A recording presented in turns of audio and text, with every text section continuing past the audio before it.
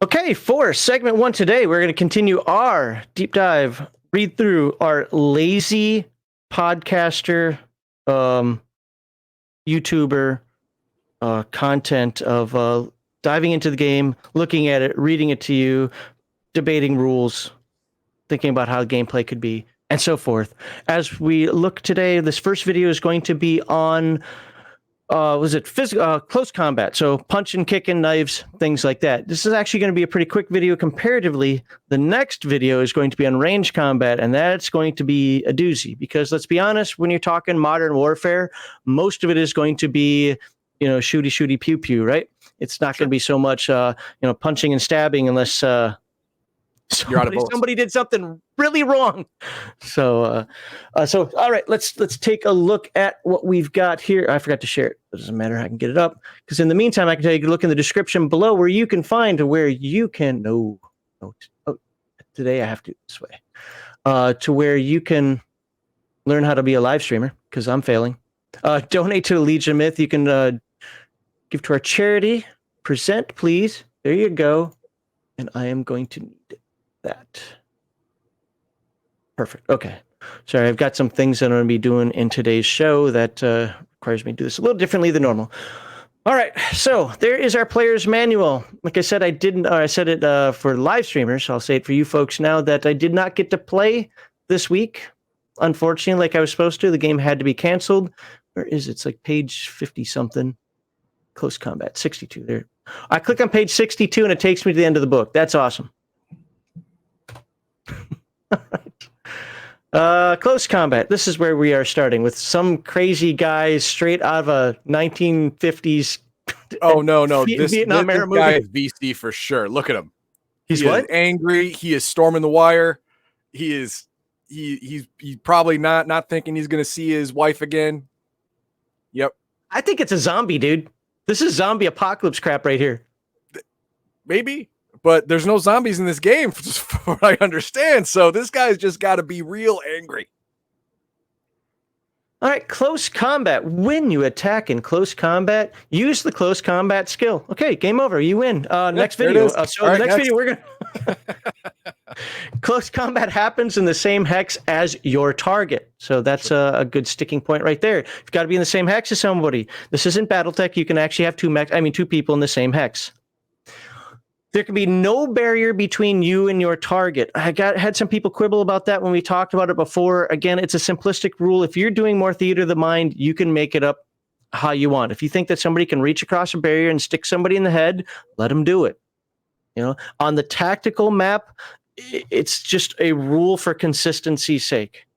I don't know what to tell you otherwise. I really think that the war gamers get hung up on everything has to be ones and zeros, and this is too simplistic. And the role players get hung up on the fact that the game actually has some rules that might take away your agency, when it's really a hybrid game. It has said multiple times in here that the referee can apply modifiers as he sees fit, make rulings as he sees fit, but it has to have some consistency for the sake of the tabletop wargaming aspect of it. So if you want to say that Max can, where's your head? There's your head, can go down and poke Heathen Dog in the top of his cranium, even though there's a divider in the way, as long as the referee is consistent, go with it. All right. I had to say that because people complained about the barrier thing. What if? Well, if a frog had wings. Cover has no effect against close combat attacks. Now, what that means is if you're hiding in some trees and you're dancing around and you're trying to grapple and tackle and fight each other, could you technically? Yes. Again, make some rulings. In the generic tabletop combat wargaming aspect of the game, if two little squares are in the same hex, make your close combat roll. Do I have to say any more on that? No, you're fine. Okay. Damage. If your roll succeeds, you hit your adversary and inflict your weapon's base damage rating on him. So if your base damage rating is 2 and you get a success, you do 2 points of damage. Now, you might be asking yourself, but Max, what about armor? Hey, Heathen Dog, you got a question for me? Oh, hey, Max, what about armor? We prepare this beforehand. No. Very good question, Heathen Dog. I have searched and searched and searched, and there are no rules in this book for armor. And before somebody says, yes, there are no rules in this book about armor. You have to read the combat examples to figure it out. You're kidding me? The rules are actually only in the examples? That is a grave misstep. Now, why does this matter? Because it infers a lot of things where you should just be able to figure out, well, I played a bunch of Free League games. Heathen Dog, from your memory, how is most armor handled in a Free League game? So if somebody has an armor rating of 3, what does that mean in most Free League games, if you remember? In most, you would roll. Well, it either gives you. You were on the right track. I'm just gonna say you were on the right track. You get 3 dice to roll, and then every success takes away 1 damage that you're going to get. That's exactly. Yes. Now, how would you do that in this game? If I've got an armor rating of 2, how would you figure that out? Okay. Well, this game has the ABCD crap, so the dice you're rolling, you have to think about that. What dice would you be rolling? I mean, is armor rated A, B, C, D? No, and so that you're not going down because you're thinking the way I was thinking, which is good. No, this game is very simple when it comes to armor. It literally just reduces 1 point. So if you have an armor rating of 2 and you do 2 points of damage, you've mitigated the damage. Oh, okay. So there's no rolling. So there has been 1 or 2 Free League games that we've talked about where it's just automatic damage reduction. You don't have to roll. I know we talked about it. I don't know if it was any of the games we covered. I forget, to be honest with you. I forget. I have to look at each one because maybe Coriolis, if there's one that does that, it might be Coriolis. Now, with all that said, the reason why I bring this up is because if you're trying to look through the rules to find out how armor works, if you're not reading the examples, if you're looking for a rule, unless it's buried somewhere that I couldn't find, because I've read ahead, I couldn't find it at all. But between me and you, the viewer out there, just know that armor, if you have, again, armor rating of 2, and you do 3 points of damage, 3 minus 2 is 1, you did 1 point of damage to the person. That's a simple way of doing it. We're not going to go into armor modifiers or anything else at this point. That's just the simple way of doing it. We'll do armor modifiers, I think, next week when we talk about damage and so forth. Okay. So each extra success rolled will increase the damage by 1. So those extra successes, especially if you're fighting somebody wearing some decent armor, really become important now, right? Here's something that might throw some Free League folks off also. Roll for random hit location. I have trouble with that. I have a real problem with that. I mean, for ranged attacks, random hit location, I can get down with. But when you are in arm's length of someone and you hit them and you have to roll randomly and you come up with something ridiculous, which is possible, like that's almost impossible with a knife. That I stabbed him in his main body, ended up stabbing him in his foot. Well, this game doesn't use foot; it uses just the core arm, leg, head, body. So we'll see that. And anybody who's done martial arts training or anybody that's done any sort of like grappling, fighting, whatever, you might aim for the head and actually hit somebody in the leg as he steps away and you swing down. Whatever, things can happen. But it happens a lot. It's just when people are just trying to stab. Now the game does give and I don't know if it's here in the range combat. Where is it? Yeah, I think it's in the range combat, the hit location. Oh, no, it's going to be next week where we show the hit locations. I will tell you this, main body or torso is the easiest area to hit. Well, yeah, I imagine. So. Yeah. All right. So roll for random hit. Okay, yeah, page 72. That's and apply the effects of armor. Now, you could have different types of armor on each location, and the game does take that into consideration. If for whatever reason I'm wearing bracers but no chest piece, it's dumb, but maybe there's a reason you're doing that. I would have arm armor, but not chest armor. So if you hit me in the arm, I can mitigate some of the damage. But if you hit me in the chest, well, but more commonly like helmet, no helmet type situation. Correct. Yeah. All right, if the damage done after mitigation by armor and cover is equal to or higher than the crit threshold of the weapon, you can inflict a critical injury on the target. We will talk about that later. So typically, a weapon that does 2 damage would have a crit threshold of 3. That's typical. I'm not saying that's every weapon, but when I was looking at the weapons, if something did 3 damage, it typically had a crit threshold of 4. So usually if you did 1 more. So essentially, if you get those extra successes and it's not mitigated by armor, so obviously it's easier to mess up people who aren't wearing armor than people who are, or you just need a bunch more successes. Right. What is the maximum number of successes you can get in the game? 4. Okay. So yeah, we'll leave it at that.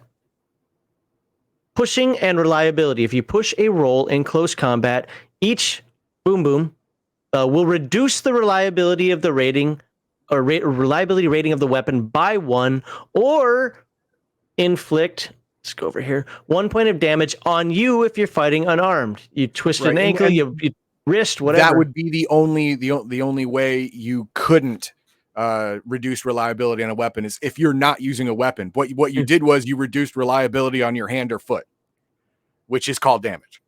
Yes. Yeah, I get it. If your weapon breaks an attack, it does so after the attack is resolved. Read more about damage to gear and repairs on page 91, and that'll be in a few weeks. Stance. If you are prone, your close combat attacks get a -2 modifier, and any hits will automatically be on the legs of a standing opponent. Getting up is a fast action. Close combat attacks against a prone target get a +2 modifier. Somebody's laying on the ground, you can cover all they want. You can still kick them. Remember, this isn't MMA. There aren't rules. You can kick them in the ribs and the balls. Yep. Attack that groin.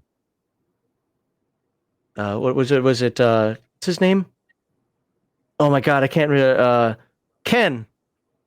The comedy martial arts YouTube channel. Somebody will put it in chat somewhere. Aim blows. If you want to strike... No, wait, hang on. You missed defenseless target. If you attack a defenseless or unaware target, you get a +3 modifier. This is not further increased if the target is prone. Now, defenseless or unaware. Unaware getting a +3 modifier, I understand. But someone who is defenseless and you attack them, isn't that called a coup de grace? Isn't that just kill them? Well, it depends on what you're using for weapons. You just slit their throat and they're dead. Okay, so yes and no. The reason it does it this way, because I think in a past video I complained about that as well, because I wasn't thinking right. Remember, this game does damage based on successes. So you're still making the roll. He can't react to it. All you need is 1 success and you start doing damage. I would call it a coup de grace, but in Theater of the Mind portion, barring armor or something, he's wearing a metallic neck brace, I would say you kill him. Yes. And I think this is where game referees, I keep forgetting it's called referee in this game, referees need to use a little bit of common sense for the purposes of the tactical war game. It's a +3 modifier. It pretty much guarantees you a hit. If you remember the die rolls, Well, personally, to fix this without changing the rules completely, I would probably say an unaware target, you get a +3 to hit. A defenseless target, you get a +3 modifier to hit and a +3 modifier to damage. I would add that in there just to really, really say that, hey, if you're tied up or you're already restrained and someone knifes you, it's going to be bad. It's going to be real bad. Yeah, I guess the counter to that is people have been known to survive a lot of stab wounds. Yeah, and it's possible to survive it. It really is. But you're going to be hurt. It's going to be bad. All right, aim blows. If you want your strike to hit a specific part of your target's body, the head, the torso, the legs, the arms, you need to make an aim blow. Aim blows suffer a -2 modifier. Okay. I mean, that's really not that bad. Now, blocking. wait, it didn't elaborate. What if you miss the aim shot, but you would have hit main body, you just miss completely? If you if there are no rules for it, my understanding is if you miss, you miss. Okay. Just want to make sure. Block. When an enemy attacks you in close combat, you can roll close combat to block his attack to avoid being hit. This is a fast action. You must declare that you're attempting to block the attack before the attacker rolls a strike. So, Heathen Dog's going to attack me. I'm going to try to block. Okay, now Heathen Dog rolls. Or actually, we both roll, but every success you roll eliminates one from the attacker's roll. The point of this is that you're not going to see how strong he is or how well he hits you before you're like, now I want to. Yeah. There's no waiting to see what happens. You have to act now. Yeah. I get it. And successes have no effect. Blocking is not an opposed roll, so you can push it. So you can really twist your. This would be like, I guess I'd compare it to a void blow from Earth Dawn. You can really push the idea that, no, I do not want to get hit. Declaring that you wish to do so after the attacker has declared and performed any push. Okay. So spending actions. Blocking breaks the turn order, but it does count against your 2 available actions. We've covered this in the past, but we'll read it again. For every block you perform, you get 1 less action when it's your turn. In this case, 1 less fast action, right? Mm-hmm. And once you have used both your actions during the round for blocks, you can no longer block further attacks. Because you can use 2 fast actions in a round. Exactly. Yeah, you get 1 fast action and 1 slow, or 2 fast and no slow. So if you block twice, you're not actually counterattacking today. So how do you stop 3 attackers? You don't. There you go. All actions are refreshed at the beginning of each new round. You can save unused actions to block later in the round, but never from one round to the next. I'm holding my block action. I'm holding my fast action to block. Okay. All right. That's fine. Diving blow. This is one that I had a quibble with, but I understand why it's here. If you, in a single round, first run into the same hex as an enemy and then strike him with an unarmed blow, you get a +2 modifier to the attack. So just imagine a football player trying to tackle somebody, or an MMA fighter doing... What's that? Or a jump kick. A running jump kick. Oh, right. Yeah, it'd be a running jump kick. Yeah. So what is it? The launch, I forget what it's called. I haven't watched MMA in a while. When they just burst in. Of course, that's not even 10 meters, so that's not really a run. No. Anyway, this is called a diving blow. If the attack hits, you inflict damage normally, and both you and the target fall prone. If the attack fails, only you fall to the ground. Because he's like, what? You're a weirdo. Diving blows can be blocked. Okay. I have a problem with this rule, and if I were to run this game, I would definitely change this.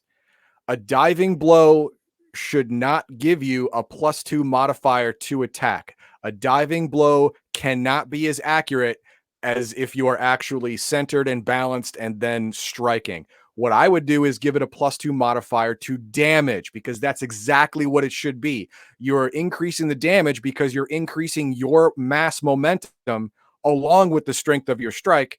That makes sense. The easier to attack does not make sense to me at all. So that was my quibble as well. But look at that. But here's the thing, and we're both wrong, and here's why. Oh, wow. Okay. This game doesn't ever, that I can remember anyway, just do, here's a modifier to damage. Everything is based on successes. So the game inherently is giving you the +2 or the potential bonus to damage with that modifier. Because remember, it's always just based on successes. Now, is that a great game system or not? That's for you out there to decide. But successes are based on your ability to hit. That's just the way the game works. So while I agree with Heathen Dog in sentiment, because I had the same exact quibble, by game system, that doesn't work. It isn't the way the game is built.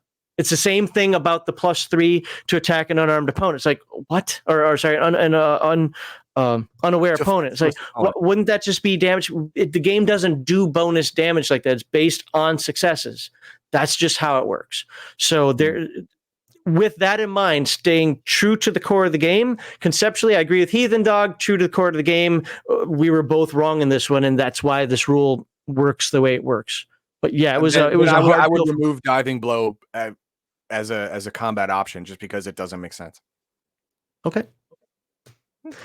As a fast action, you can try to shove or trip an enemy to the ground. Roll for close combat. If your opponent has higher strength than you, 2 successes. are required to succeed. Otherwise, 1 is enough. If you're successful, your opponent falls to the ground. The shove action itself causes no damage, and any additional successes have no effect. Your opponent can block the attack. You push me. Oh, hey, what the hell, buddy? The only time a shove will actually do damage is if you're on a cliff. Shove. Bye. And then it's really the falling that's doing the damage, not the shove. But there you go. The sudden stop at the end. Disarming. As a fast action, you can try to wrestle a weapon or other object from your opponent's hands. Roll for close combat. Dislodging an item held in one hand requires 1 success, while 2 successes are required if it's held in 2 hands. If you succeed, your opponent drops the item, which lands on the ground in the same hex. The disarm action itself causes no damage, and any excess successes have no effect. Your enemy can block your attempt to disarm. Okay, that's pretty straightforward. Yeah. The only thing that I've heard a quibble about this one is you can't Jackie Chan stuff. What do you mean? Just take it. It's now mine. Oh, right. It drops to the ground. I mean, I could see somebody house ruling. Okay, if you get 4 successes or some crap, I don't know, but all right. Oh, nope. That's right. There's grappling still. As a slow action, you can attempt to grapple your opponent. See, you don't even need diving blow. Roll for close combat. No weapon can be used. Okay. The grapple can be blocked. If the attack succeeds, both of you fall to the ground. The opponent drops any weapon he was holding and cannot move. You've got him grappled. You're holding him. This is wrestling now. Yeah. This isn't a tackle. The diving blow would be a tackle. This is the actual, you're pinning, you're holding, you're locking. What other term do they use? I don't know. Whatever wrestling thing it is where you grab someone and force them down to the ground. That's right. What this is. The only action he can perform is to try to break free, which is a slow action and requires him to win an opposed close combat roll against you. This is the same as every Free League game. You're just using different dice. Mm-hmm. While you're grappling, the only action you can perform is a grapple attack because you're focused on just keeping him held. But guess what? While you're keeping him held, guess what other people can do? Stabby, stab, stab. This works as a normal unarmed attack, but is a fast action and cannot be blocked because you're already holding him. Yeah. It already happened. You can't block something that already happened. Right. Yeah. Just want to be very clear. Even though it says grapple can block, you both fall. Yeah, this does say that you're falling to the ground.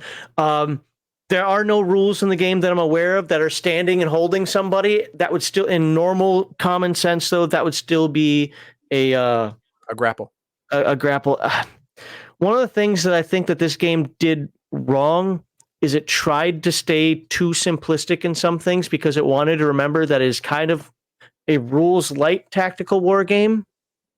And I would love to see a reworking of grappling and diving blow to better for this to be tackling, taking somebody to the ground, possibly ramming them into the ground, doing some damage, whatever, and this being standing or dropping to the ground.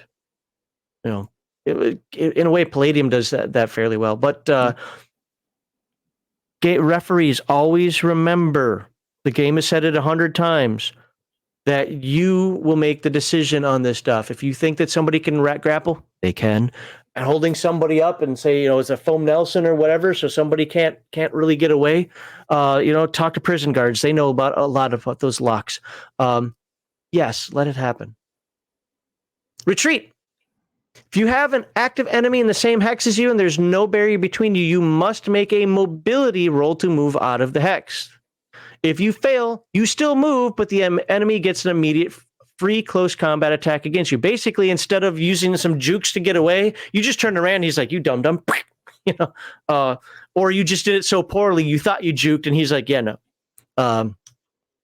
The free attack occurs out of turn order, and it doesn't count towards his actions in the round. You cannot block it. I only have one issue with this. Do you know what it is? Well, no. It's still an attack by your enemy. It should still count as them using their slow attack. That's it. That's bullshit. Yeah, that's absolutely that's the only issue I have with it. I still think it should take the action, but okay. Anyway, and it talks about NPCs. We're gonna skip that. You can read the book if you want to get all specific with that, and there's some examples.